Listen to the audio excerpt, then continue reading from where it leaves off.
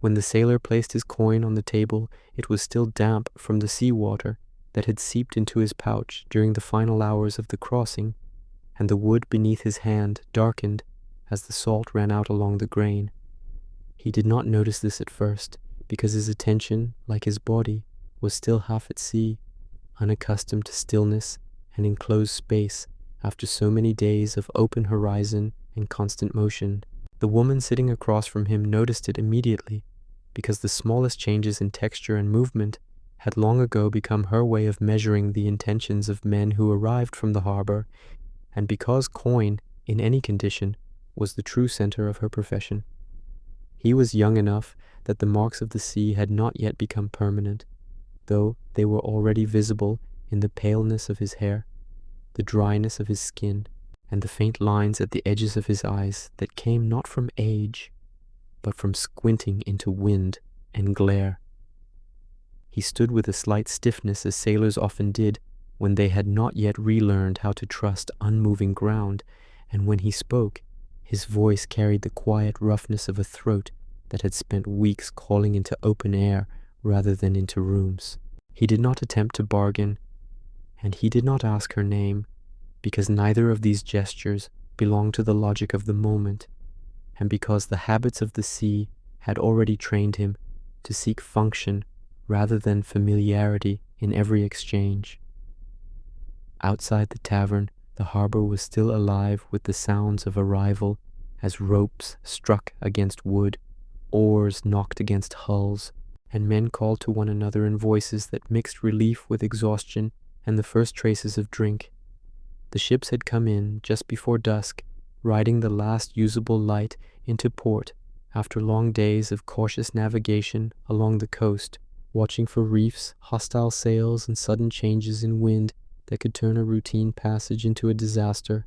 Their hulls were stained dark with salt and growth, their paint worn thin by water and rope and time, and their crews disembarked in uneven groups that reflected not only rank and duty, but temperament, injury, and luck. The city had learned long ago how to read this moment and how to prepare for it, because the arrival of ships was not merely an economic event, but a social one that reshaped the streets, the taverns, and the habits of the people who lived near the harbor. When the ships arrived, men with coin and hunger and restlessness stepped onto land, and when such men stepped onto land, after long absence, the city changed its posture to receive them. Taverns opened wider, and earlier lamps were lit. Sooner food was prepared in greater quantity, and women whose work depended on the rhythms of maritime life moved closer to the docks, knowing that the night would be long and that its demands would be particular. The woman across from the sailor had arrived before the first gangplank had been lowered, because she had learned to read the sky and the water and the distant shapes of sails well enough to know when her presence would be required. She had washed and braided her hair, eaten a small meal so that hunger would not sharpen her temper, and hidden what little money she already possessed, because she understood that the nights of arrival were generous but not gentle. Now she watched the sailor with the quiet attention of someone who measured not his desires but his risks, and when he told her that he had been gone a long time and did not wish to be alone, she accepted this not as confession but as the simple statement of purpose that it was. They moved to a room prepared for this exchange, a space that contained nothing unnecessary, because unnecessary things invited thoughts that complicated what functioned best when it remained simple. The bed was narrow, the lamp was low, the window was shuttered against the noise of the street, and the walls were bare enough that no one could imagine a life unfolding within them. The sailor watched her hands more than her face, because sailors learned early that hands revealed intention more reliably than expression, and because his body, not his mind, was what he had brought with him into this room. He spoke of a boy who had been lost on the crossing, not because this was the worst thing that had happened, but because it was the one thing that could be spoken of without revealing fear or weakness. He described how the boy had slipped between hull and quay and disappeared without a cry, as if the water had taken him quietly, and the woman listened not because she was curious, but because listening was part of what the sailor was paying for, even if neither of them would have named it so. The sea took men often and without ceremony, and the city received the stories of their taking as part of the same unspoken exchange that governed coin, drink, and touch.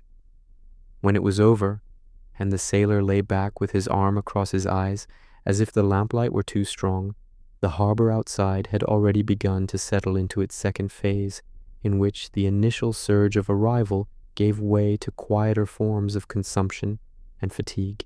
Some men were asleep in taverns or on decks.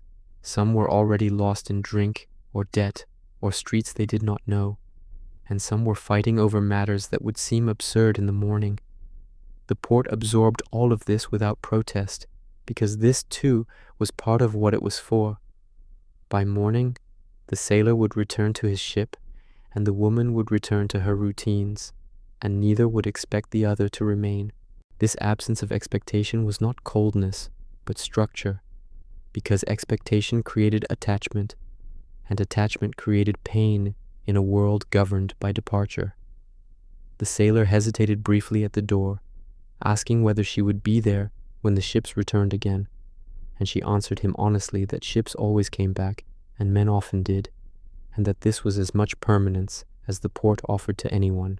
He stepped back into the street, where the smells of fish, smoke, wine, and the sea itself mingled into something that belonged to the harbor alone, and she closed the door behind him and leaned for a moment against the wood, not in grief and not in joy, but in the simple exhaustion of repetition. The sea had given the sailor to the city for a night, and the city had given him a place to set down what the sea would not carry, and by morning the exchange would reverse itself, as it always did, because the ships would leave again, and the men would follow them, and the port would wait, as it had learned to do, for the next arrival. By the following morning, the harbor no longer carried the noise or urgency of arrival, but instead the quieter industry that followed it, when ships were no longer symbols of motion, but objects of labor that required inspection, cleaning, and repair before they could depart again. The water lay calmer between the hulls, disturbed only by small boats carrying provisions and by dock workers moving along the piers with tools, ropes, and ledgers, and the city, which had opened itself wide the night before, now drew its attention back toward its ordinary rhythms. The sailor walked along the quay with a loaf of coarse bread in his hand, eating because habit told him to do so, rather than because he felt hunger, and his eyes moved over the harbor with a searching uncertainty that he did not consciously recognize. He was no longer under command, yet he was not free in any meaningful sense, because freedom required a direction that he did not possess, and the absence of direction felt less like release than like exposure. The city offered him streets, markets, and people, but it did not offer him a place, and the difference between those two things was one that men of the sea felt more sharply than most. Sailors did not belong to the cities they entered, even when they returned to them again and again across the years, because belonging required continuity, and continuity was precisely what their lives did not allow. They were not tied to land through inheritance or family or craft, and they were not present long enough for memory to gather around them in ways that anchored others to a place.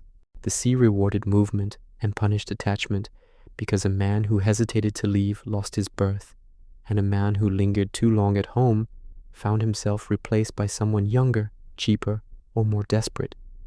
Over time, this shaped not only the labor of sailors, but their inner lives as well, because they learned, often without noticing the process, to invest themselves in moments rather than in structures, in nights rather than in futures, and in exchanges that ended cleanly rather than in relationships that promised continuity they could not provide. This did not make them indifferent to others, but it taught them a careful restraint, a habit of not allowing desire to grow beyond what the next departure could tolerate. The port, whether by intention or by gradual adaptation, reflected this pattern back to them, because it was built not to hold men, but to move them through, and not to integrate them, but to absorb what they carried. It offered food that could be eaten quickly, drink that could be consumed without ceremony, games that could be entered and abandoned without consequence, and intimacy that ended when the door closed behind them. Each of these was a form of shelter, but none of them was a home, and that distinction was what made them acceptable to men who could not afford to imagine permanence.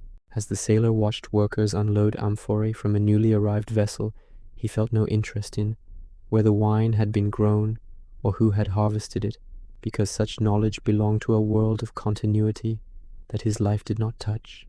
The jars passed from hand to hand, marked, counted, and moved away, just as he himself would pass through the city, leave behind coin and stories and little else, and then vanish again into the distance of the sea. The city depended on this passing because it transformed movement into stability and risk into profit and transience into stone. The wages paid to sailors became taverns, walls, temples, and taxes, and the men who earned that money rarely lived long enough in one place to see what their labor had built. The port grew permanent on the foundation of lives that were not. This arrangement was not accidental, because a sailor who settled ceased to be a sailor, and a port without sailors ceased to be a port. And so the city maintained itself by ensuring that the men who passed through it were never fully absorbed by it. They were welcomed, but not invited to stay, encouraged to spend, but not to belong, allowed to participate, but not to root themselves. The sailor felt this tension without being able to name it, because he sensed that the city did not need him as a person, only as a function, and that once that function had been served, his presence became surplus. He felt it in the way shopkeepers measured him by his coin rather than his face, in the way tavern keepers remembered his order but not his name, and in the way even the women who knew his body did not know his history. By midday, this awareness drew him back toward the ship, not because duty compelled him, but because the ship offered clarity that the city did not. On board, he had a role, a place, and a set of expectations that were narrow but firm, and within those boundaries he could exist without uncertainty. The city, by contrast, offered endless choices that did not matter, and freedoms that did not sustain. As he climbed back onto the deck and felt the familiar firmness of wood beneath his feet and the ordered lines of rope and mast above him, he experienced not confinement but relief, because the ship told him what he was, and the city never did. The sea would demand his labor again, and it would take him away from this place and its temporary comforts, but it would also free him from the ambiguity that came with being unanchored on land. In this way, the sailor did not leave the city because he was rejected by it, nor because he rejected it, but because neither could hold the other without breaking the structure that sustained them both. The port existed to receive men and release them, and the sea existed to take them and return them, and the sailor lived within that circulation, not as a failure of belonging, but as its necessary condition. And so he returned to the ship, and the city returned to itself, and the cycle prepared to repeat, because ships would arrive again, and men would disembark again, and the same quiet exchange between movement and permanence would resume, unchanged and largely unremarked, as it had for generations before him.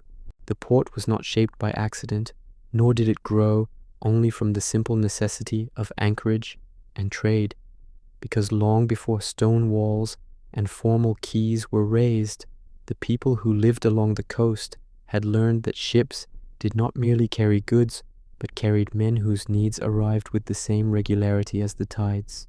Over time, this knowledge hardened into habit, and habit into structure, until the city itself began to reflect not only the demands of commerce, but the deeper, more human consequences of maritime life.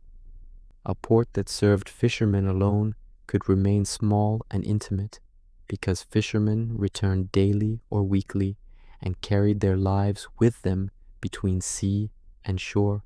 But a port that served long-distance sailors had to be something else entirely, because it received men who had been absent for months, and who returned not to homes, but to thresholds. These men did not arrive seeking integration into local life, but release from the discipline and isolation of the sea, and the city that wished to profit from them had to be prepared to meet that need quickly and efficiently. This was why the districts nearest the harbor rarely resembled the heart of the city, because they were not built for families or permanence or memory, but for turnover.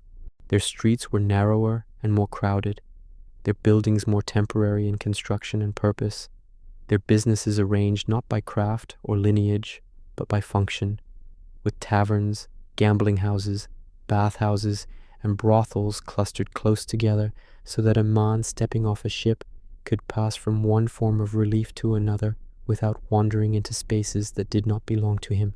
This proximity was not random, but deliberate, because it reduced friction, and friction produced conflict, and conflict discouraged spending. In cities such as Piraeus, Ostia, Alexandria, and Carthage, this pattern became so familiar that it ceased to be noticed as a pattern at all, and instead became simply the way the city was understood to work.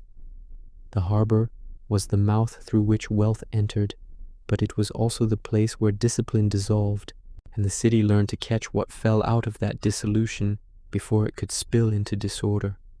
Taverns absorbed thirst and noise, gambling houses absorbed restlessness, bathhouses absorbed grime and fatigue, and brothels absorbed desire, loneliness, and the accumulated tensions of months spent in close quarters with other men. This was not indulgence. It was containment. A sailor who drank too much did so inside a tavern rather than in the street. A sailor who gambled did so at a table rather than in a dispute. A sailor who sought intimacy did so in a room rather than by force. The city tolerated these institutions not because it admired them, but because they served as buffers between maritime disorder and civic stability.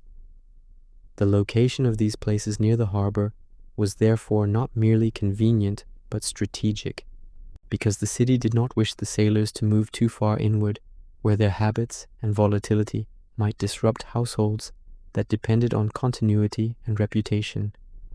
The port district functioned as a zone of transition, a space where sailors could be men of the sea on land without being men of the city, and where the city could extract their wealth without absorbing their instability. The architecture reflected this logic as well, because buildings in these districts were often less durable, less ornamented, and more adaptable than those farther from the water. They were constructed to be rebuilt after fires, riots, or neglect, and to be repurposed as demand shifted, because permanence was neither expected nor required in places designed to serve transients. Even the materials used, lighter stone, more wood, cheaper plaster, reflected an understanding that this part of the city lived under different rules than the rest. The people who worked in these districts adapted accordingly. Tavern keepers learned how to read the moods of men who arrived exhausted, frightened, drunk, or newly paid, and how to calm or encourage them depending on what the night required. Gamblers learned how to offer hope without offering certainty. Brothel keepers learned how to maintain order among men who were accustomed to hierarchy at sea, but often resentful of it on land, and among women whose safety depended not on law, but on negotiation and surveillance. All of this formed a web of informal governance that operated alongside official law, not in opposition to it, but in quiet partnership with it.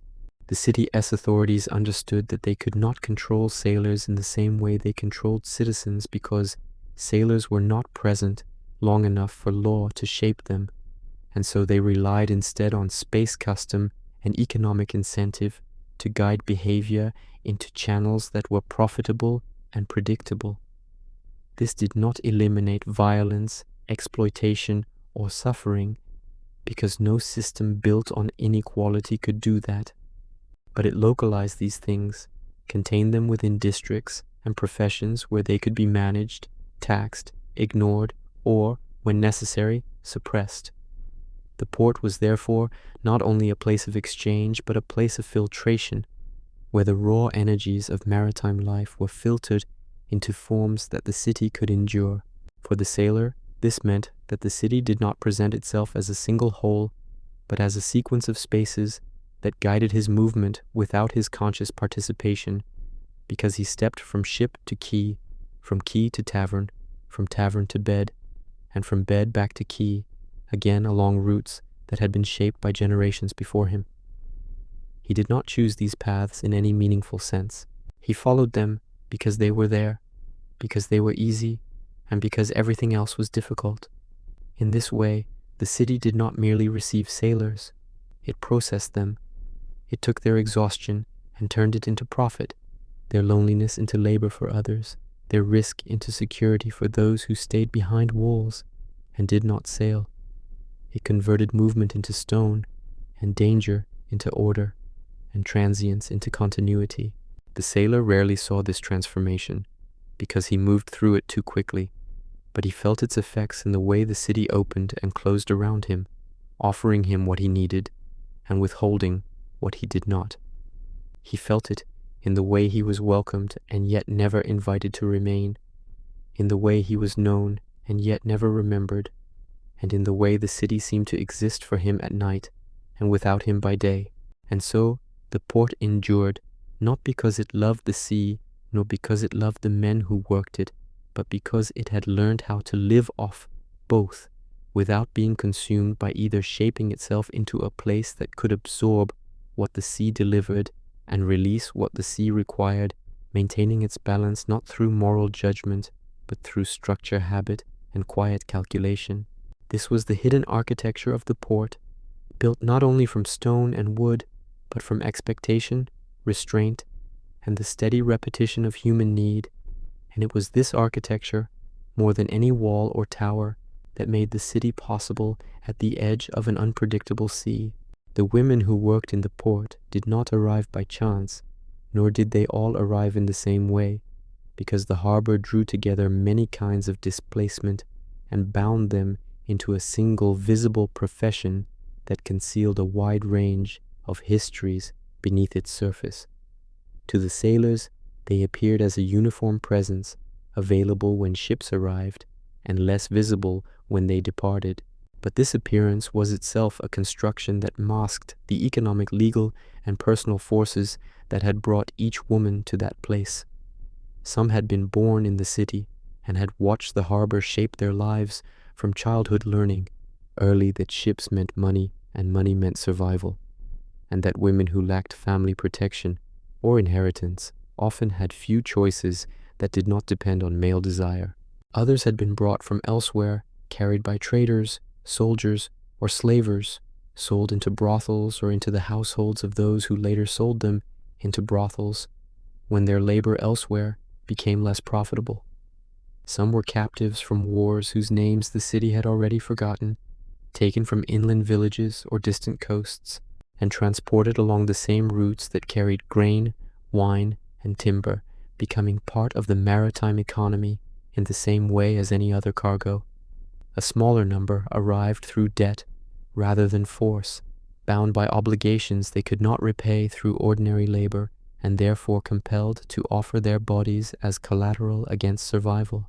These women often entered the profession believing it temporary, a short passage through necessity rather than a permanent condition, but the mathematics of debt rarely favored those who began with nothing, and many found that what was meant to be a brief interval became a long residence shaped by diminishing alternatives. There were also women who chose this work with a degree of agency that distinguished them from the rest, often because they possessed unusual independence, unusual protection, or unusual calculation, and saw in the port a way to earn money quickly and with fewer long-term ties than other forms of labor allowed. These women tended to work outside the brothels, receiving clients in rented rooms or private houses, and maintaining a measure of control over their time, their prices, and their movements. Though even this autonomy was fragile and depended on youth health and the absence of interference from men with greater power, what united all of these women was not their choice, but their exposure, because the port was a place where protection was scarce, reputation was fluid, and law was distant or indifferent, and where the balance of power favored those who arrived with money and the ability to leave.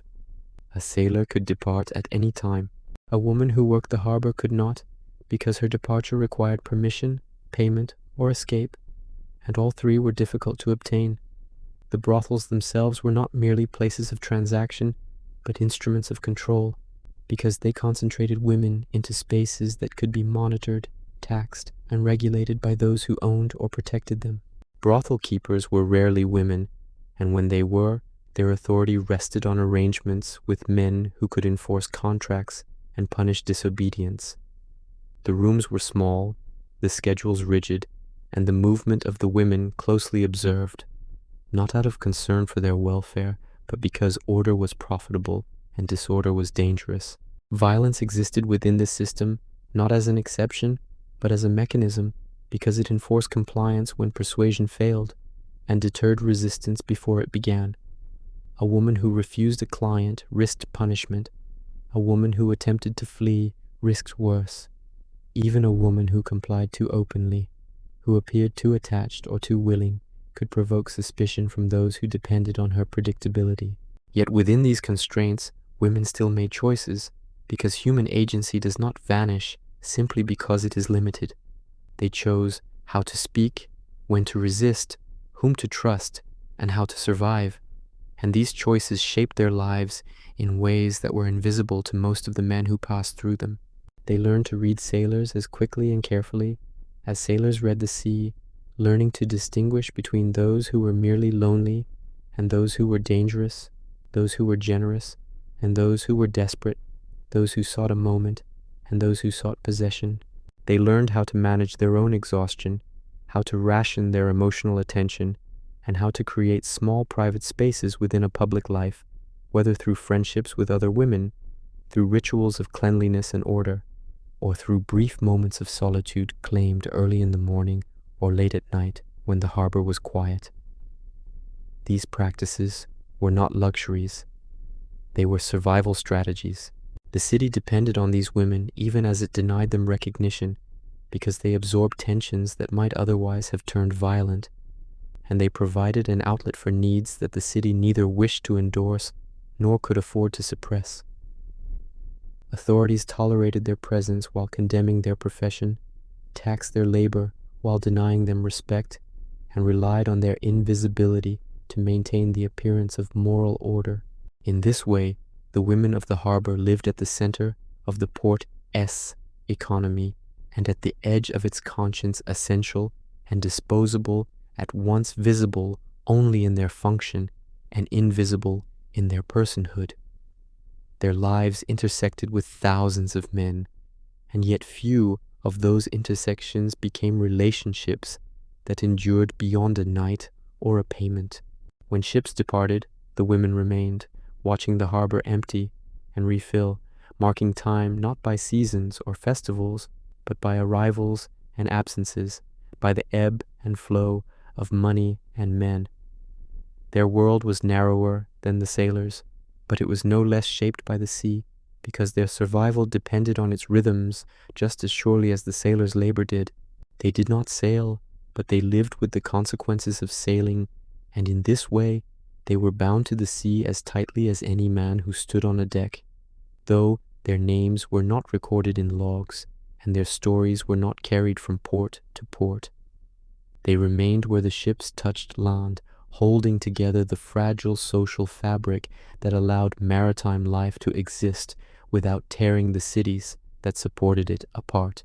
And so the women of the harbor were not a marginal presence, but a structural one woven into the port's functioning as deeply as its quays, its warehouses, and its ships, even if the city preferred to speak of them as if they were only shadows cast by the movement of others. What the sailor purchased in the port was rarely pleasure in the simple sense of the word, because pleasure suggested abundance, leisure, and a fullness of life that few men of the sea possessed, and fewer still expected to find within the narrow space between arrival and departure. What he sought and what the city sold to him was not indulgence, but relief, not excess, but release, not joy, but the temporary suspension of strain that had accumulated through weeks or months of constraint, fear, and proximity to danger. The body of the sailor had been governed for a long time by forces that did not ask his consent, by winds that could not be resisted, by commands that could not be ignored, and by routines that did not bend for comfort or fatigue. He had slept when ordered, eaten what was available, and worked until exhaustion became a background condition rather than an event. And under such circumstances, desire itself changed its character, becoming less a longing for another person and more a longing to feel something that was not duty, not fear, and not effort. The transaction in the brothel therefore addressed not only the body, but the mind, because it offered a space in which the sailor did not have to anticipate danger, obey orders, or watch the horizon for signs of threat. The closed door and the drawn curtain created a temporary enclosure in which nothing was required except presence, and this absence of demand was itself what many sailors found most valuable. The woman's body was part of that space, but so was her attention, her listening, and her willingness to allow the sailor to exist for a moment without function. This was why sailors often spoke more than they intended to, telling stories they had not planned to tell, recounting losses, fears, and memories that had no place on the deck of a ship, where speech was practical and emotion a liability. In the brothel room, speech could be purposeless and therefore safe, and the sailor could articulate what he had learned to silence elsewhere, not because the woman offered understanding, but because she offered permission. The city understood this need even when it pretended not to, and this understanding shaped the way brothels were organized and tolerated, because the transaction they facilitated was not merely physical, but psychological, absorbing what the maritime life produced in excess, and returning the sailor to the ship calmer, quieter, and more manageable than he had been when he arrived. In this sense, the brothel served a function similar to the tavern and the bathhouse, but more intimate and therefore more effective at reaching what neither drink nor cleanliness could touch. The sailor paid for this without complaint, not because he was careless with his money, but because he had learned that money itself was temporary, earned only by continued risk and always liable to be lost through shipwreck, illness, or dismissal. To hold on to it too tightly felt irrational when the future was so uncertain, and to spend it quickly felt like a way of transforming risk into something tangible, however brief. The woman, for her part, treated the transaction with a practical seriousness that matched its importance to her survival, because each exchange was not merely a moment, but a measure, a calculation of how long she could continue, how much she could endure, and how far she was from whatever exit she imagined for herself, whether that exit was freedom, security, or simply rest. She did not mistake the sailor's vulnerability for love, nor his gratitude for attachment, because she had learned that such interpretations made the inevitable departure more difficult than it needed to be. In this way, the transaction remained bounded, defined by its limits rather than by its content. And this boundedness protected both parties from expectations that could not be fulfilled. The sailor did not promise return. The woman did not promise memory. They exchanged what they had and then separated, each carrying away what they could use and leaving behind what they could not. This was not romance, and it was not intimacy in the sense that bound people together across time, but it was a form of human contact that responded precisely to the conditions that created it, and in that sense it was neither false nor meaningless. It was shaped by the sea, by the danger, by the distance, and by the uncertainty that defined the sailor's life, and it existed because other forms of connection could not survive those conditions. The city benefited from this arrangement because it converted private need into public stability and private money into public wealth, and it maintained this conversion by framing the transaction as morally questionable while relying on it economically allowing the profession to exist while denying it legitimacy. This contradiction did not trouble the city, because it had learned to live with contradictions that were profitable. The sailor did not reflect on any of this, because reflection was not part of the transaction, and because his life did not offer the leisure required for such distance. He knew only that the room offered him something the deck did not, and that the deck would soon take him back, and that between those two states this exchange had its place. And so sex in the port was not an indulgence, but a mechanism, not a celebration, but a release, and not a deviation from the maritime economy, but one of its necessary components, shaped by the same forces of movement, risk, and transience that shaped the ships, the sailors, and the cities that depended on them. The transaction that took place in the rooms of the harbor was shaped not only by need and money, but by power, because power determined who could leave, who could refuse, and who could endure the consequences of conflict, and in the port those balances were rarely equal. The sailor arrived with coin and the promise of departure, and the woman remained with neither, and this asymmetry structured every interaction long before any word was spoken or any door was closed. For the sailor, the port represented a space of reduced consequence, because his actions were not anchored to reputation, lineage, or long-term accountability, and because the men who might otherwise restrain him were either absent or indifferent. This did not make sailors inherently violent, but it meant that when violence occurred, it was often unchecked by the social mechanisms that constrained it elsewhere. A man who misbehaved could be expelled from a tavern or a brothel, but he could not be shamed in a community he did not belong to, nor easily punished by authorities who had little incentive to pursue a transient offender. For the woman, by contrast, the port was a space of concentrated vulnerability, because her livelihood depended on access to men who did not depend on her, and because her ability to refuse was limited not only by immediate danger, but by economic necessity, and the authority of those who controlled her working conditions. A refusal could provoke anger. Anger could provoke violence. Violence could provoke punishment from the brothel keeper for disturbing order. In this way, even self-protection carried risk.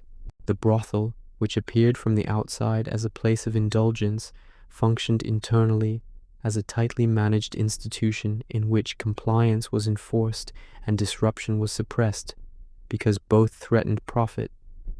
Women who resisted clients too often or too visibly were punished, reassigned, or sold elsewhere, and women who attempted to flee were pursued not because of personal attachment, but because they represented lost investment. The language used to justify this control was often framed in terms of order, safety, and necessity, but its effect was to bind women more tightly to the system than the sailors who moved through it. Violence therefore existed not only in sudden acts, but in the structure itself, in the way choice was constrained, in the way consequences were distributed unevenly, and in the way risk flowed downward toward those with the least power to avoid it. A sailor who struck a woman might be thrown out of a brothel, but he could walk down the street and find another, or board his ship and leave the city entirely. A woman who struck a sailor might lose her livelihood, her safety, or her life. This imbalance shaped behavior on both sides. Sailors learned, often unconsciously, that their actions on shore carried fewer lasting consequences than their actions at sea, and some acted accordingly, testing limits they would not test elsewhere.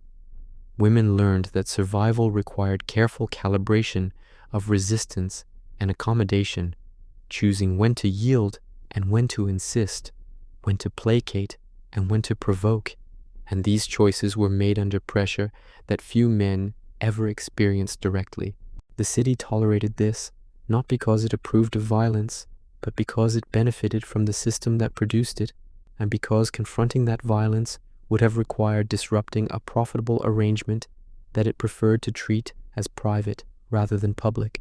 Authorities intervened only when disorder spilled into the street, when fights became visible, or when deaths threatened to provoke wider unrest, and even then, their goal was containment rather than justice.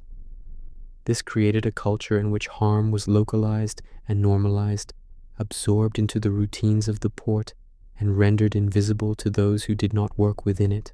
The sailor rarely saw this, because he did not remain long enough to witness patterns, and the woman rarely spoke of it, because speech invited attention, and attention invited danger.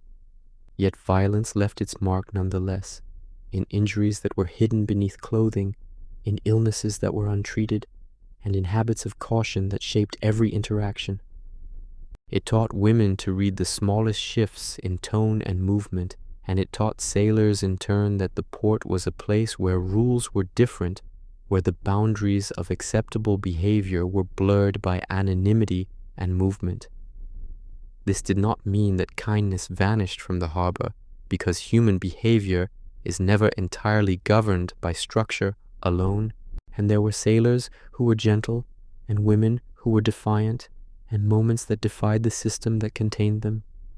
But these moments were exceptions, and exceptions did not define the rules by which most lives were lived. The dominant reality was one in which power flowed unevenly, risk accumulated among the vulnerable, and the costs of maintaining order were borne by those least able to refuse them.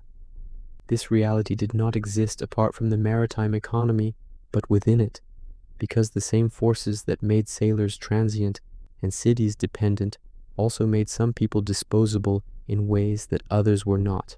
The sea, which appeared indifferent and impartial, thus produced a world on shore that was anything but, because it created movement without attachment, profit without responsibility, and contact without community. And these conditions, when translated into human relations, produced both opportunity and harm in equal measure. In this way, violence in the port was not an aberration, but a consequence, not a failure of the system, but one of its products, and it persisted not because individuals desired it, but because the structure within which they acted made it difficult to prevent and easy to ignore. The sailor's coin, earned in sweat, risk, and the peril of distant waters, vanished almost as soon as it arrived in the port, as though the city itself inhaled the wealth of men and released only the exhaustion that accompanied it. Each payment he made was a transaction not only with another person, but with a system that had long ago discovered how to extract value from the transience of maritime labor. Taverns claimed the first share, consuming it in drink and food that nourished the body but left the mind untethered, while gambling houses and brothels consumed the remainder in ways that were immediate, visible, and irrevocable. By nightfall, a sailor could be emptied of coin he had carried for months, and yet the promise of more earned at sea remained distant, uncertain, and vulnerable to storm, disease, and miscalculation. Debt followed him like a shadow, not always visible but persistent, growing quietly with each indulgence or misstep, and compounding itself across the rhythm of arrivals and departures. A man who owed coin to a tavern keeper would be watched more closely, offered fewer extensions, and pressured into additional expenditure in order to satisfy the balance. A man who owed in brothels was constrained by schedules, restricted in choice, and rendered more vulnerable to exploitation. Each unpaid debt was both a mark of failure and a bond that tethered him to the port in ways the ship could not untangle, and the sailor learned quickly that transience did not grant freedom from responsibility, only the illusion of it. The women who received his payments understood the nature of this system even more acutely, because they were rarely paid only once. Some debts were held against them by brothel keepers, landlords, or merchants who supplied clothing, food, and shelter, and they, like sailors, operated under a constant calculation of incoming and outgoing coin. A woman could not simply choose to leave. Each step required covering obligations, negotiating risk, and ensuring that escape did not create greater exposure. The lives of men and women intersected in this way, not merely in desire, but in economy, each party bound by necessity, each moment of intimacy calibrated by the constraints of finance as much as by the demands of the body. This economy shaped behavior on every level, teaching sailors to spend impulsively because the future was uncertain, and women to endure because survival demanded compliance within narrow channels. The sailor did not always recognize the lesson, nor did he always intend to comply, but every night in the port reiterated the same structure: coin for comfort, debt for continuation, and survival for those who could calculate better than the next man. Economic pressure thus became moral pressure, and moral pressure became an invisible architecture of behavior, guiding actions even when no law intervened.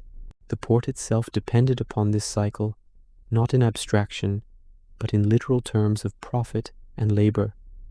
The coins spent by transient men maintained taverns, brothels, bathhouses, and warehouses, and it sustained those whose work was indirectly tied to the movement of sailors, such as cooks, laundresses, ferrymen, and laborers who loaded and unloaded ships. The city's wealth was intertwined with the sailors' inability to retain their earnings, and yet this interdependence rarely led to reflection or recognition, because human attention was short and the next arrival always demanded focus. The sailor paid, the woman received, the port flourished, and life continued in repeated motion. Yet debt carried human consequences far deeper than the balance sheet suggested. A man indebted to a tavern might find himself trapped, forced to take additional voyages, not for choice, but for survival, and these additional voyages compounded risk, placing him again under the authority of the ship and the caprice of weather, while women carrying obligations learned to negotiate or endure situations that would otherwise have been avoidable. Every coin was thus both a promise and a threat, a tool of freedom and a chain of dependence, and every transaction reshaped human relationships in ways both subtle and profound. The sailor's understanding of these dynamics emerged slowly, often only after repeated experience, and sometimes only after hardship had forced him to reckon with the consequences of miscalculation. He learned that restraint could preserve not just coin, but health and safety, that observation was more profitable than impulse, and that the fleeting pleasures purchased with hard-earned wages could carry consequences that endured far longer than the comfort itself. The lessons were not always learned in time, and sometimes the sea reclaimed him in ways that left no opportunity to reflect. But the port itself served as a continuous tutor, offering examples to be followed and warnings to be remembered. In this interplay of debt, coin, and survival, the boundaries between freedom and captivity became indistinct. The sailor appeared to choose his movements, his indulgences, and his companions, yet each choice was already constrained by the obligations he carried and the pressures the port imposed. The city exercised authority subtly, invisibly, and through systems rather than direct enforcement, shaping the behavior of men who were otherwise outside its governance and dependent only on their own judgment at sea. Survival became a negotiation in which money, desire, and necessity were entangled, and every decision was a balance between risk and reward, pleasure and obligation, independence and entrapment. By the time the sun had fallen toward the western horizon, the sailor's pockets were lighter, his body tired, and his mind alert to the next opportunity and the next danger. He had participated in the transaction that defined the port, reinforced its structures, and fed the economy that both sustained and constrained him, yet he had done so without understanding the full extent of his role. The city absorbed his labor, his coin, and his indulgences with quiet efficiency, returning him to the sea only to begin the process anew upon his next arrival. And in this cycle, the human cost was real, the calculation unavoidable, and the interplay of money and survival the defining condition of life at the harbor. The sea, which appeared at first glance as an indifferent expanse of water, was in truth a persistent sculptor of human suffering, shaping the bodies, minds, and fates of those who worked upon it and those who relied upon its movement for survival. Sailors bore marks not only of labor, but of exposure, their hands calloused, their muscles knotted from constant effort, their eyes sunken from long hours scanning horizon and horizon alike. Yet even these visible scars were the mildest evidence of the cost exacted by their trade. Illness and injury were constant companions, creeping silently into the ranks of the crew, afflicting the young and old alike, and often emerging when vigilance was most necessary and resources were least available. A slip upon wet deck, a misjudged swing of a halyard, a rope that snapped under tension, each of these accidents could carry consequences far beyond the immediate pain, because they compromised the functioning of the ship and imperiled the lives of all aboard. Broken bones, sprains, and lacerations were common, yet treatment was rudimentary, often improvised from herbs, boiled water, and the crude skill of a ship's cook or the most experienced sailor. There were no surgeons for every man, no healers guaranteed to be present, and even when care was attempted, infection and mismanagement frequently turned minor injuries into permanent disability. Men who had once been vigorous and precise found themselves slowed, unable to climb, rigging, or manage sails, their position aboard the vessel compromised, and their future voyages at risk. Disease fared no better, thriving in the narrow confines of ships and the crowded quarters of port districts. Fevers, dysentery, scurvy, and respiratory infections moved through crews with relentless efficiency, weakening bodies and minds, undermining morale, and threatening entire expeditions. Sailors learned to identify symptoms with a combination of fear, observation, and superstition, and some sought remedies in prayer, amulets, or tinctures, while others endured silently, knowing that treatment might be limited or worse, that seeking it could expose weakness to authority or peers. Illness was not merely a physical condition, but a social risk, because a man too sick to work threatened his own survival, his standing among the crew, and the financial obligations he carried upon reaching port. Women in the port suffered parallel burdens, though their injuries were often of a different sort, less the product of exertion and more the consequence of violence, labor, and proximity to disease. Sexually transmitted infections spread with rapidity in the dense quarters of brothels, compounded by limited knowledge of prevention and the necessity of attending to clients even while unwell. Fatigue, malnutrition, and exposure to damp or poorly ventilated rooms amplified vulnerability, and those who survived one illness often carried its mark in chronic pain, weakness, or reproductive harm. Even the temporary relief offered by the night's trade carried a hidden cost, a deferred toll that would reassert itself in future interactions with sailors, port laborers, or health systems that were rudimentary at best. The city, for its part, treated these conditions as unfortunate but tolerable byproducts of the maritime economy, because healthy and able men and women were more productive, and the costs of treatment or prevention often exceeded the immediate benefits. Public health as a concept did not exist in the modern sense. Containment and continuity mattered more than cure or compassion. Streets were cleaned insofar as they impeded commerce, and the sick were tolerated only if they did not disrupt the flow of trade, labor, or leisure that sustained the port. Death, injury, and disease were absorbed as part of the invisible scaffolding on which maritime society depended, neither celebrated nor mourned beyond the limits of personal grief. Sailors internalized this calculus, often unconsciously, learning to treat pain as an expected companion, illness as an occupational hazard, and recovery as a matter of improvisation. A man might wrap a wound in cloth and returned to rigging swabbing decks despite fever, because inactivity threatened not only his coin, but the rhythm of the ship, and because the ship, like the port, would not accommodate weakness. In these conditions, resilience became a learned instinct, endurance a virtue enforced by necessity, and improvisation the closest thing to skill a man could rely upon when medical knowledge was scarce and danger abundant. The accumulation of injury and illness shaped more than bodies. It shaped temperaments, decision-making, and relationships.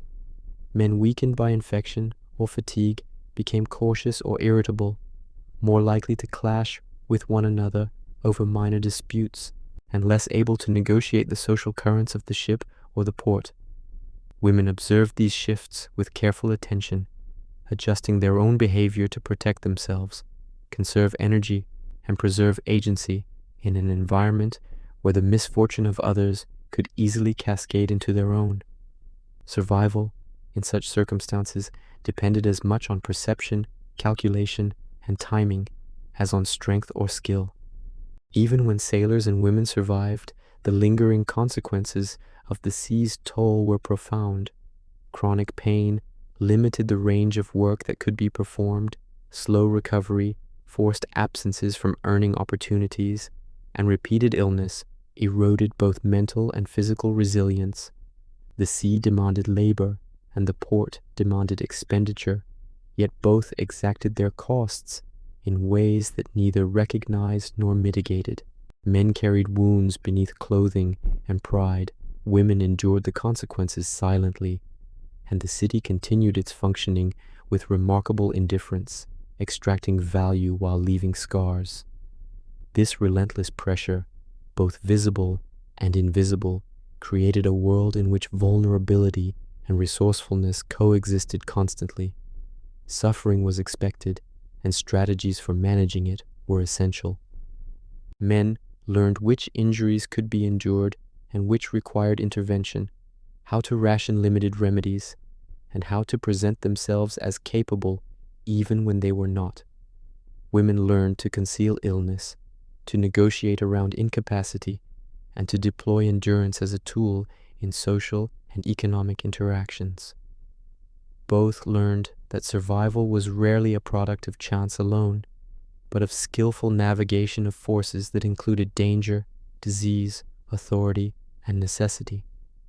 By the time night fell again over the harbor, the city had witnessed countless manifestations of this hidden calculus. A sailor nursing a swollen wrist while counting coin, a woman bandaging herself with scraps of cloth between clients, a ship's mate checking the rigging for wear while fever ran through his body unnoticed.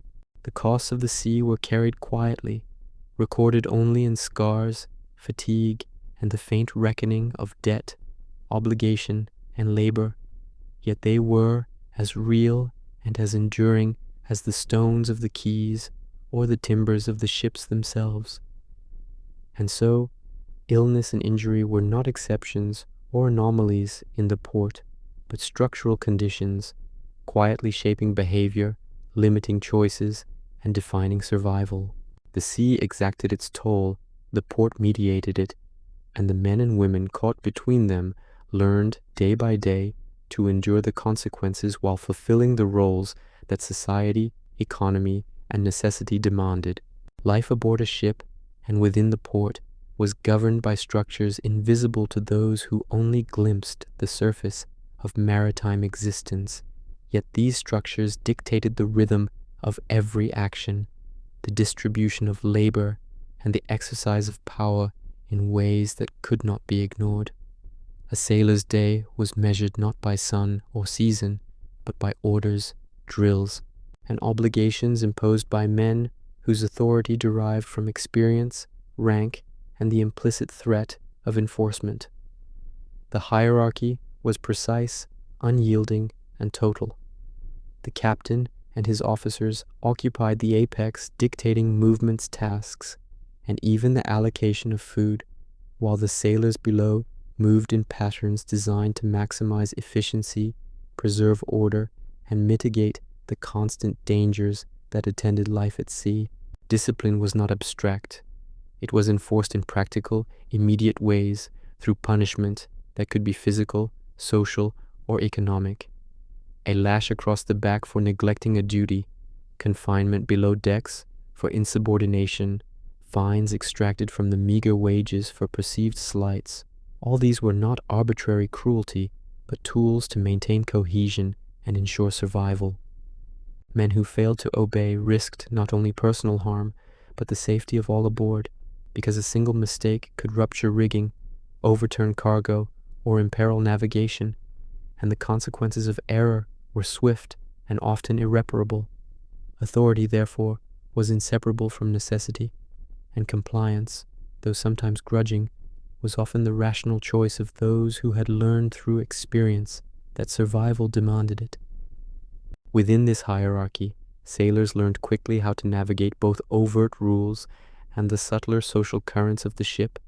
Senior men were respected not merely for rank, but for skill, endurance, and the ability to survive in conditions that would break lesser men. Peer relationships were guided by mutual dependence. The sailor who neglected his duties endangered others, while the sailor who excelled could command informal deference, favors, or protection. Camaraderie was essential, not sentimental, and loyalty was rarely a matter of affection, but of shared survival against the capricious threats of sea and port. In the port itself, authority assumed a different, more diffuse form. The city delegated much of its enforcement to informal hierarchies: tavern keepers who managed violence among patrons, brothel owners who ensured compliance among women and clients, and harbor officials who regulated docking, unloading, and trade. These figures wielded power with subtlety and observation rather than brute force, because the transient population of sailors could rarely be controlled through legalistic measures alone. A sailor could always leave, but to leave without paying debts or observing rules brought consequences that could follow him across ports and voyages. Authority, in this context, was a mixture of coercion, calculation, and reputation. The interplay of discipline and hierarchy shaped behavior on both ship and shore. A sailor, accustomed to strict control at sea, learned to recognize patterns of enforcement in the port, to measure his actions according to the implicit rules of compliance, and to navigate relationships in ways that protected coin, body, and status. A woman working the harbor learned to anticipate consequences, balancing resistance and compliance, negotiating with authority figures, and calibrating every interaction to preserve safety, earnings, and autonomy. In this way, the structures of power extended beyond formal command, embedding themselves in the rhythms, gestures, and habits of daily life. Punishment and compliance were inseparable from expectation, because the very existence of order depended on men and women accepting, even unconsciously, the logic of hierarchy. When a sailor obeyed orders, he preserved the functioning of the vessel. When a woman complied with regulation, she preserved her safety and livelihood. When either resisted, the consequences were immediate, localized, and often violent, demonstrating that authority was not a concept, but a lived, embodied condition, inseparable from the environment that produced it. The effects of hierarchy extended beyond survival to shape perception, decision-making, and social organization. Sailors who internalized discipline learned caution, foresight, and respect for consequence, while those who resisted risked marginalization, injury, or exclusion. Women learned to anticipate the limits of enforcement, exploiting gaps, observing routines, and navigating power in ways that preserved their agency within a system designed to constrain it. The port itself depended on these negotiations because the economy of the harbor and the stability of maritime life required that the movement of men and money remain predictable even amid chaos and transience. Authority, discipline, and hierarchy also created psychological frameworks that endured long after men and women departed the port. Sailors carried lessons of obedience, endurance, and negotiation into voyages that tested courage, skill, and resilience, and women retained strategies of protection, observation, and selective compliance that influenced each day of their work. The structures of power were thus not confined to immediate enforcement, but became internalized, shaping expectations, behavior, and the boundaries of possibility for those who lived within them. The sea and the port, together, produced a world in which authority was practical, discipline was survival, and hierarchy defined the rhythm of life from dawn until the last lantern flickered in the harbor. Each sailor, each woman, each official understood, whether consciously or instinctively, the balance of power and its consequences. Compliance was not optional, resistance was dangerous, and survival depended upon the careful calibration of behavior within the invisible architecture of authority that governed both land and water. And so the harbor, with its taverns, brothels, and docks, and the ships that arrived and departed daily, became a crucible in which discipline, hierarchy, and authority were experienced, internalized, and perpetuated. Men learned obedience, women learned negotiation, and the city learned to harness both for profit, stability, and continuity. Within these structures, life and labor continued, always precarious, always defined by power, yet rhythmically predictable to those who understood the patterns that the sea and city had long established. Life aboard a ship and within the port was governed by structures invisible to those who only glimpsed the surface of maritime existence, yet these structures dictated the rhythm of every action, the distribution of labor, and the exercise of power in ways that could not be ignored. A sailor's day was measured not by sun or season, but by orders, drills, and obligations imposed by men whose authority derived from experience, rank, and the implicit threat of enforcement. The hierarchy was precise, unyielding, and total. The captain and his officers occupied the apex, dictating movements, tasks, and even the allocation of food, while the sailors below moved in patterns designed to maximize efficiency, preserve order, and mitigate the constant dangers that attended life at sea. Discipline was not abstract. It was enforced in practical, immediate ways through punishment that could be physical, social, or economic. A lash across the back for neglecting a duty, confinement below decks for insubordination, fines extracted from the meager wages for perceived slights. All these were not arbitrary cruelty, but tools to maintain cohesion and ensure survival. Men who failed to obey risked not only personal harm, but the safety of all aboard, because a single mistake could rupture rigging, overturn cargo, or imperil navigation, and the consequences of error were swift and often irreparable. Authority, therefore, was inseparable from necessity, and compliance, though sometimes grudging, was often the rational choice of those who had learned through experience that survival demanded it. Within this hierarchy, sailors learned quickly how to navigate both overt rules and the subtler social currents of the ship. Senior men were respected not merely for rank, but for skill, endurance, and the ability to survive in conditions that would break lesser men. Peer relationships were guided by mutual dependence. The sailor who neglected his duties endangered others, while the sailor who excelled could command informal deference, favors, or protection. Camaraderie was essential, not sentimental, and loyalty was rarely a matter of affection, but of shared survival against the capricious threats of sea and port. In the port itself, authority assumed a different, more diffuse form. The city delegated much of its enforcement to informal hierarchies, tavern keepers who managed violence among patrons, brothel owners who ensured compliance among women and clients, and harbor officials who regulated docking, unloading, and trade. These figures wielded power with subtlety and observation rather than brute force, because the transient population of sailors could rarely be controlled through legalistic measures alone. A sailor could always leave, but to leave without paying debts or observing rules brought consequences that could follow him across ports and voyages. Authority, in this context, was a mixture of coercion, calculation, and reputation. The interplay of discipline and hierarchy shaped behavior on both ship and shore.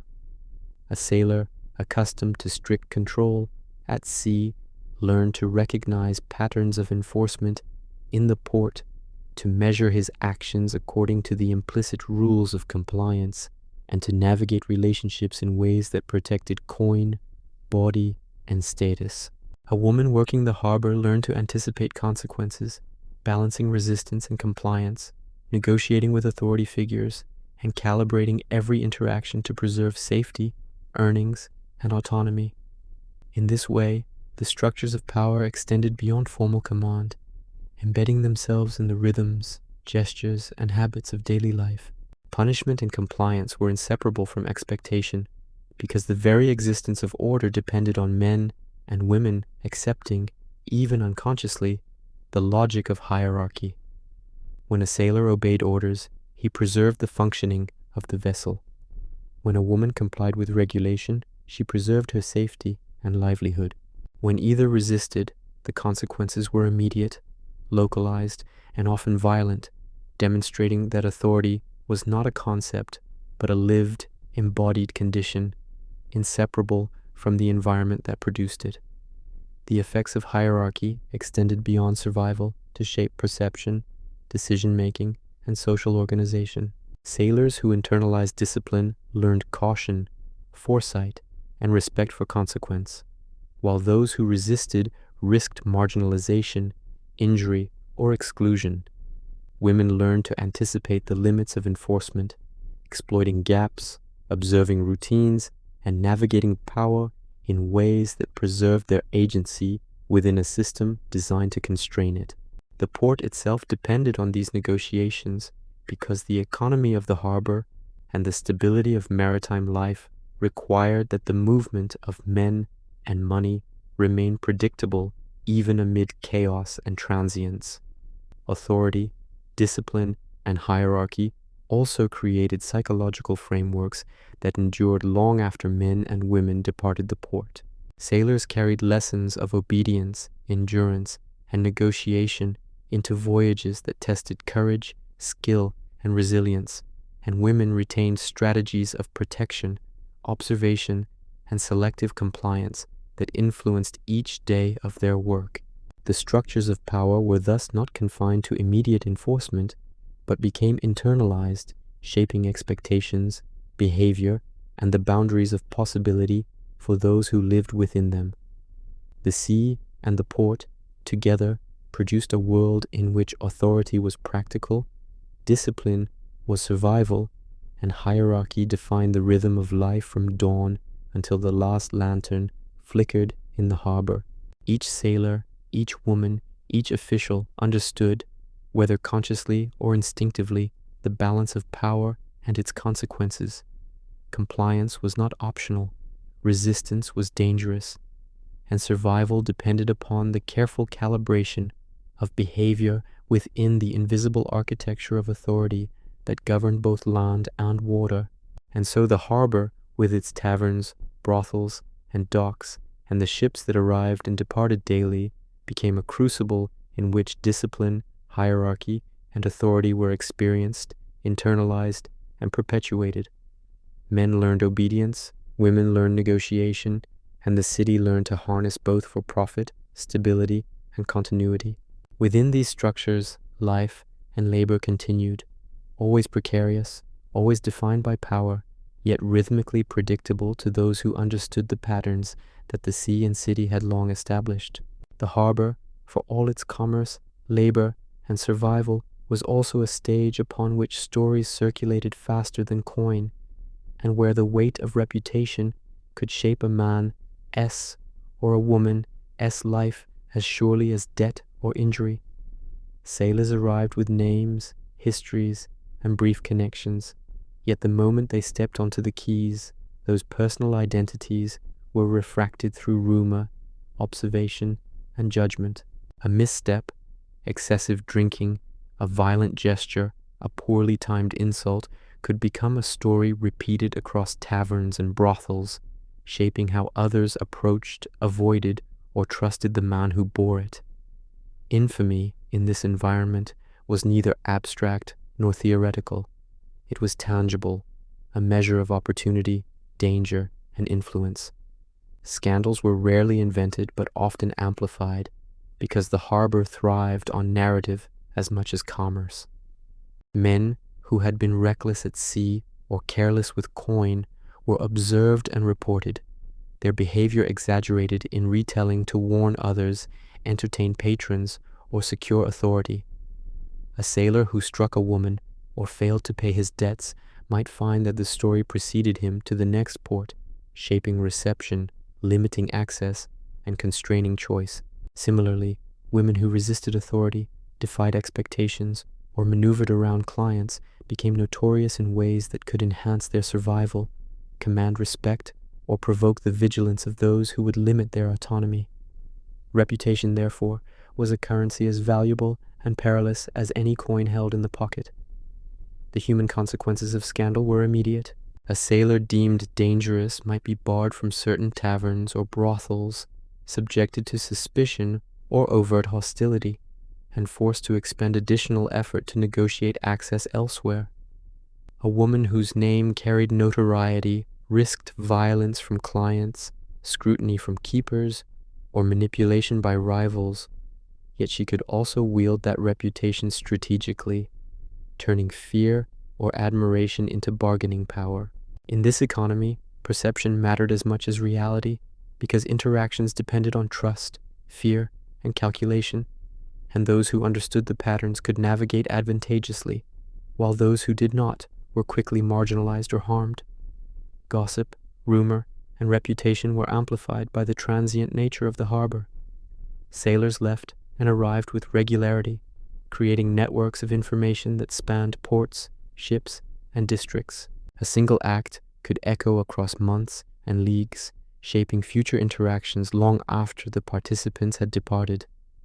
Women learned to anticipate these currents, to use knowledge of how a story might travel to protect themselves, manipulate circumstances, or manage relationships.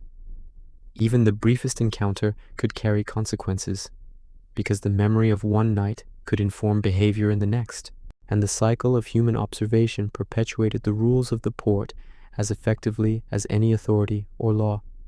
Scandal was not always moral in nature, because the harbor's economy tolerated transgression that might have been condemned elsewhere.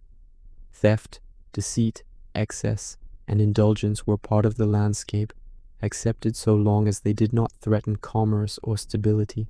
The sailor who spent beyond his means, gambled recklessly, or pursued women with abandon was rarely condemned by the city, yet he was scrutinized socially, his reputation a tool that corrected excess through peer and observer judgment rather than formal law.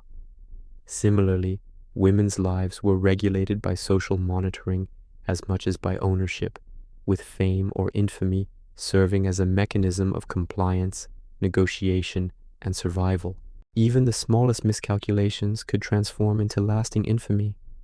A sailor who failed to maintain order aboard ship, who provoked violence, or who refused payment could find that his reputation extended to the city itself, shaping interactions with tavern keepers, merchants, and clients. A woman who resisted a client, defied a brothel keeper, or circumvented a debt could likewise find her name preceding her, producing caution, opportunity, or retaliation. These social currents were invisible yet potent, structuring every decision and shaping every opportunity, and those who ignored them risked harm far greater than immediate physical injury. The harbor's culture of observation extended beyond individual acts to patterns of behavior. Sailors who arrived predictably, spent consistently, and behaved within expected bounds were tolerated, if not celebrated. Those who deviated too strongly, who flaunted rules or expectations, became subjects of narrative correction, whispered warnings, subtle exclusion, or reputation-based retribution. Women operated within similar pressures, learning to anticipate perception, to shape rumor, and to manage the social economy that determined their ability to survive and earn. In this way, the cycles of observation and narrative became a structural component of life, enforcing compliance and regulating behavior through the invisible force of human scrutiny. Infamy, scandal, and reputation were therefore not mere side effects of port life, but central elements in its functioning. They disciplined behavior without formal enforcement, constrained excess without legal intervention, and mediated transactions of money, labor, and desire with a force that rivaled that of officers, keepers, or magistrates.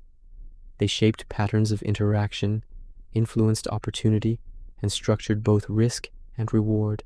A sailor's moment of indulgence or failure could define not only his night, but his passage through multiple ports, while a woman's negotiation of authority and desire could preserve autonomy or provoke danger for months to come. And yet, these forces were experienced with subtlety, often unconsciously, and navigated with a combination of calculation, intuition, and endurance. Sailors learned which stories to cultivate, which acts to conceal, and which behaviors to repeat, while women learned to deploy information strategically, protect themselves, and exploit perception when opportunity allowed. The harbor became a theater in which the cycles of observation, rumor, and judgment reinforced every interaction, ensuring that the human cost of maritime life extended far beyond the physical and economic into the social, moral, and reputational realms. In this way, scandal and infamy were inseparable from the economy, the culture, and the survival strategies of the port. Life was not only transactional and physical, but narrative, and the stories told about men and women shaped the rhythm of each day, the flow of coin, and the boundaries of possible action. The harbor was a world in which every choice, every excess, and every negotiation carried consequences visible in more than immediate terms, defining the human experience of maritime life as decisively as the sea, the ships, and the coin itself. Life in the port extended far beyond the quay, the tavern, and the brothel, reaching into streets, workshops, and homes that were shaped by the ebb and flow of sailors, coin, and cargo. The city itself depended on the transient workforce not only for direct commerce, but for the circulation of labor, influence, and sustenance, and its rhythms were inseparable from the movement of those who arrived by sea. Families and artisans, merchants and laborers all existed within this network, their daily lives intertwined with men who were present only temporarily, their earnings, desires, and misfortunes rippling outward in patterns that touched everyone who lived nearby. The port's economic heartbeat extended invisibly into neighborhoods, shaping choices, timing, and opportunity, and creating a social ecosystem that was both dependent and vulnerable. The baker, whose ovens ran from dawn until dusk, supplying bread to sailors, dock workers, and merchants alike, relied on the predictable arrival of ships and the coins carried by men who had survived storms and fatigue to reach shore. A single delayed voyage disrupted schedules, left supplies unsold, and forced adjustments that rippled across households. The seamstress, whose work-clothed sailors and port women relied not merely on skill, but on the flow of bodies through the city, timing each stitch, each measure, to the ebb of arrivals and departures. Even the public spaces, the street squares and marketplaces, were conditioned by maritime rhythms, cleared or congested, depending on which vessels had arrived and which were departing, shaping the social experience of the city in ways invisible to those who did not observe closely. The influence of the port extended also into moral and social domains, shaping norms and behaviors across the city. The transient nature of sailors encouraged both tolerance and constraint. Tolerance for conduct that would have been condemned elsewhere, because the men would soon leave and any disturbances would pass. Constraint, because the cumulative effects of reputation, rumor, and vigilance enforced a subtle discipline that guided interactions in taverns, inns, and streets. Citizens, artisans, and permanent residents adapted to this constant flux, learning which areas to avoid, which interactions to pursue, and how to balance safety against opportunity in a world where transience and permanence collided continuously. Women working in or near the port navigated not only clients but neighbors, families, and community observers whose perceptions could influence opportunity and safety. A woman's presence, reputation, and labor were mediated through networks that included both those who participated directly in port life and those whose livelihoods depended indirectly on it. She learned to manage visibility, negotiate social norms, and deploy her knowledge strategically to preserve autonomy, income, and protection. Each encounter was not simply a transaction, but a navigation of multiple spheres, encompassing personal survival, economic necessity, and the collective perception of the community. Children, apprentices, and dependents were also drawn into this web. They observed behaviors, absorbed norms, and witnessed the cycles of arrival and departure, learning lessons that would shape their own relationships with the sea and port life. The next generation understood, often unconsciously, the precariousness of maritime existence, the imperatives of adaptation, and the social codes that governed interaction.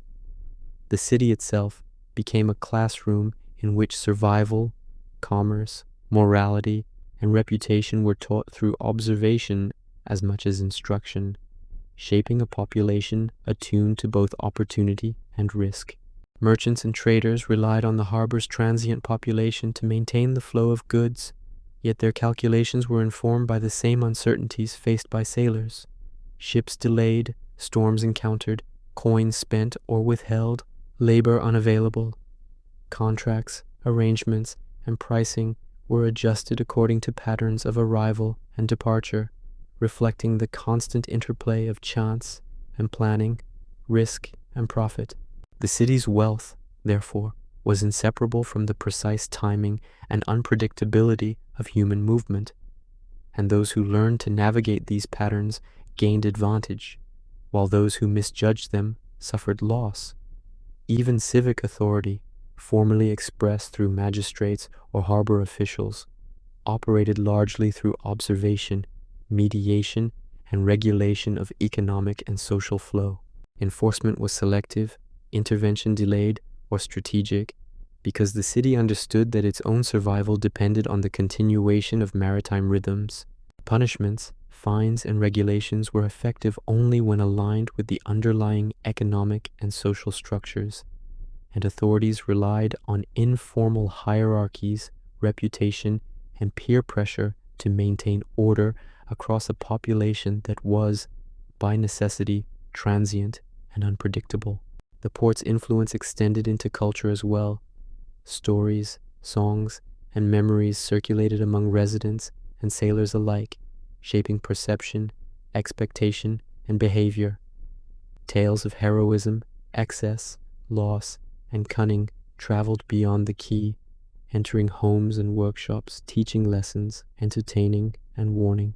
These narratives became part of the moral and social fabric of the city, intertwining with commerce and labor to create a society that, though shaped by impermanence, remained coherent, adaptive, and resilient. In this way, the port was never confined to its physical boundaries. Its rhythms, its economics, its social codes, and its human consequences permeated the entire city, defining the lives of those who were permanent residents as decisively as those who arrived only briefly. The flow of sailors, coin, goods, and reputation created patterns that sustained the economy, reinforced authority, and shaped human behavior, ensuring that every arrival, every departure, and every transaction echoed far beyond the quay itself. And so the city beyond the harbor, for all its solidity and permanence, existed in constant dialogue with the transient forces of the maritime world. Its streets, workshops, homes, and public spaces were molded by the rhythms of arrival and departure, the calculations of survival, and the social, economic, and moral networks that emerged in response. Life beyond the quays was inseparable from the harbor, and the fortunes, choices, and strategies of sailors and women rippled outward to touch every corner of the city, shaping daily existence in ways both subtle and profound. The port was not merely a place of commerce and indulgence, but a crucible in which human ingenuity was tested against both visible and invisible constraints. Sailors, whose lives oscillated between the violence of the sea and the pressures of the harbor, learned to navigate these spaces with strategy, intuition, and sometimes deception. Escape and survival were not acts of heroism in the classical sense. They were calculated, deliberate, and shaped by necessity. To survive the cycles of arrival and departure, to preserve coin, body, and autonomy required observation as keen as any sailor's vigilance on deck, and judgment as precise as the navigation of wind and tide. Some men relied on networks of comrades, forming temporary alliances to pool resources, share information, and provide protection. A sailor entering port alone faced both opportunity and risk, but a group could negotiate better access to lodgings, avoid predatory individuals, and collectively manage debt or obligations. These networks were informal and fluid, dissolving as quickly as they formed, yet their effectiveness lay in the sailors' recognition that survival depended not solely on individual cunning, but on the careful calibration of trust and reciprocity. Betrayal was always possible, yet even risk had to be weighed against potential advantage, because isolation was rarely safe. Other strategies were subtler, relying on careful timing and observation of patterns. Sailors learned which streets were least patrolled, which taverns tolerated excess without consequence, and which brothels allowed for negotiation of price or timing. The rhythm of the city itself, shaped by arrival and departure, debt collection, and social oversight, became a map that could be read and exploited. Men watched carefully, noting the interactions of authority figures, the distribution of labor, and the habits of women, calibrating their behavior to minimize exposure to harm while maximizing opportunity. Every step through the city was a negotiation, every encounter a test of judgment, and every miscalculation carried consequences that could linger far longer than a single night. Women, too, engaged in their own forms of strategic survival. They learned to anticipate the movements, moods, and capacities of clients, selecting whom to serve, whom to avoid, and when to assert resistance. They read subtle cues, a sailor's exhaustion, a shift in his gaze, the weight of coin in his hand. Their strategies were both defensive and adaptive, balancing compliance with preservation, exploitation with discretion, and endurance with negotiation. Even when facing overt threats of violence or coercion, the women employed techniques that mitigated risk, retreat, deception, appeal to authority, or leveraging reputation to command respect or fear. Survival required both physical presence and cognitive agility, because danger was as much in human perception as it was in physical force. Some sailors attempted financial strategies as well. Coin, ephemeral, and fleeting in the harbor, could be managed with care to extend autonomy. Men learned to ration expenditure, to avoid predatory debts, or to save enough to exit the port with minimal encumbrance. This was not always possible, because the pressures of desire, exhaustion, and social expectation pushed them towards spending. Yet some were able to navigate these pressures through discipline, observation, and calculated restraint. Survival, in these cases, was as much a product of prudence as of courage, and of foresight as of strength. Escape was also literal, in the form of movement. Sailors would depart the port quickly when debts became threatening, when reputation created danger, or when violence threatened to escalate beyond control. Ships offered both opportunity and peril. The act of leaving carried the potential for liberation, yet also exposed the sailor to the dangers of storms, accident, or piracy. Women sometimes used movement strategically as well, relocating within the city or between ports to avoid creditors, rivalries, or cumulative reputational harm. Both men and women understood that mobility could preserve autonomy, but it could never erase risk entirely, because the cycles of arrival and departure were continuous, and the structures of the harbor extended far beyond any single night or district.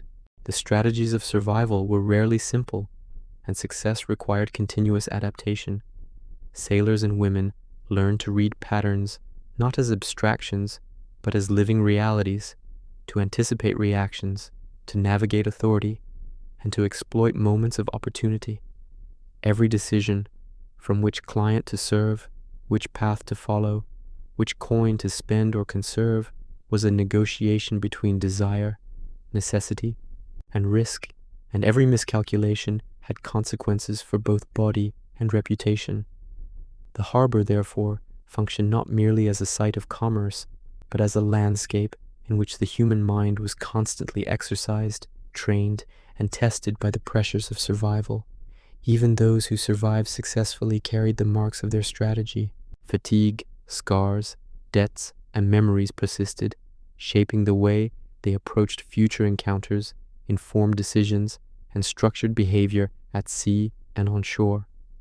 The skills of adaptation, observation, and negotiation became internalized, forming habits that could endure across ports and voyages, and shaping not only survival in the moment, but the trajectory of a sailor's or woman's life. These strategies were not heroic, nor always moral. They were practical, necessary, and inseparable from the structures of maritime life.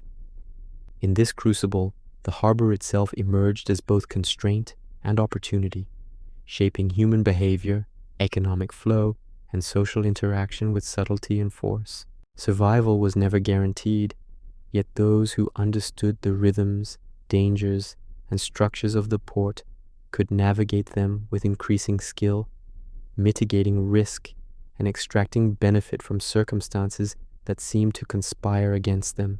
The city, the sea, and the transient population were intertwined in this ongoing negotiation, and every strategy of escape and survival reflected the continuous balancing of freedom, necessity, and danger that defined life in the maritime world. The port, in its perpetual motion of arrivals and departures, debts and indulgences, labor and pleasure, was more than a physical space. It was a moral landscape defined by the interplay of necessity, desire, and survival.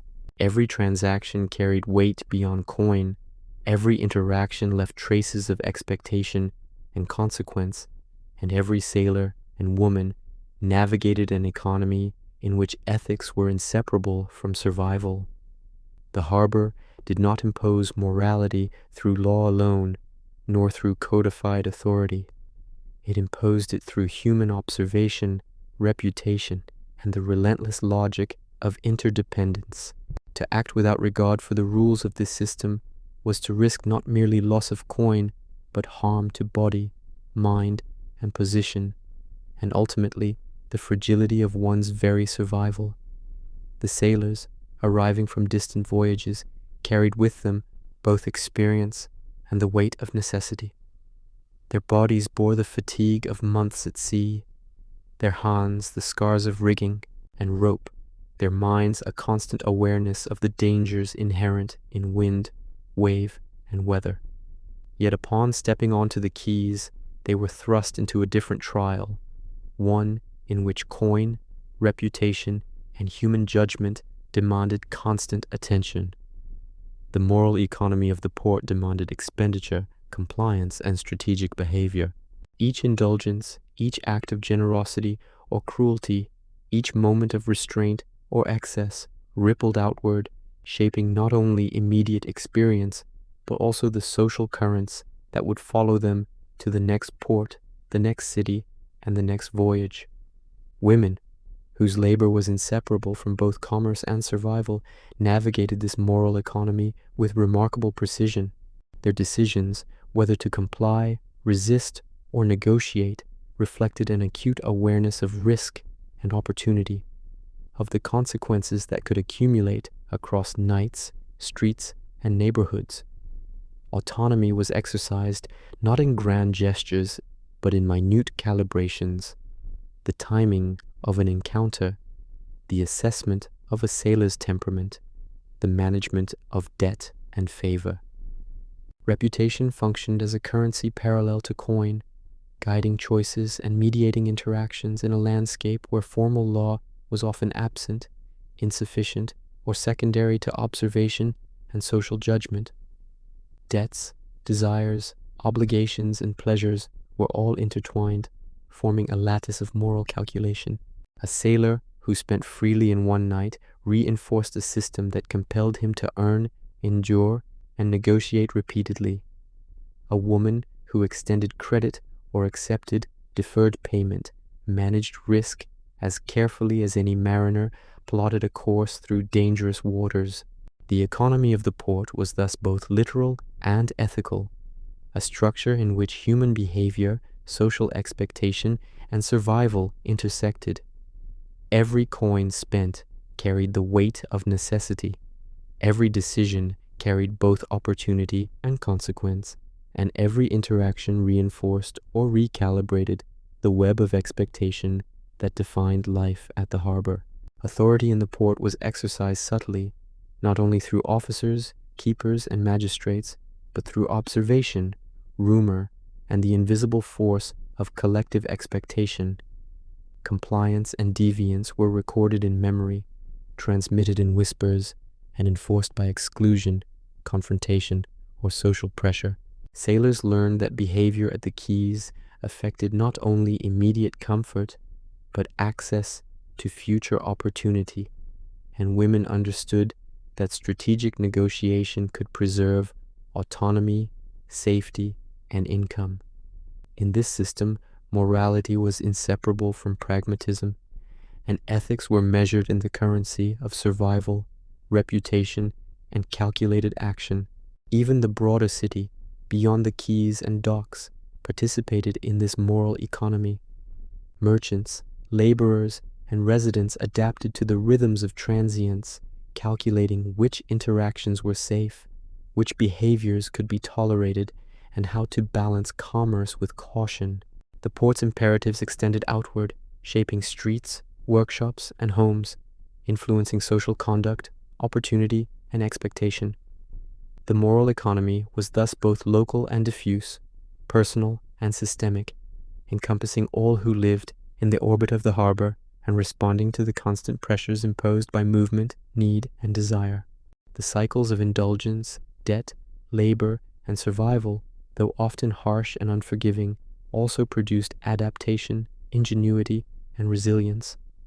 Sailors learned strategy, endurance, and the value of observation. Women developed negotiation, foresight, and tactical acumen. Communities absorbed risk and preserved continuity.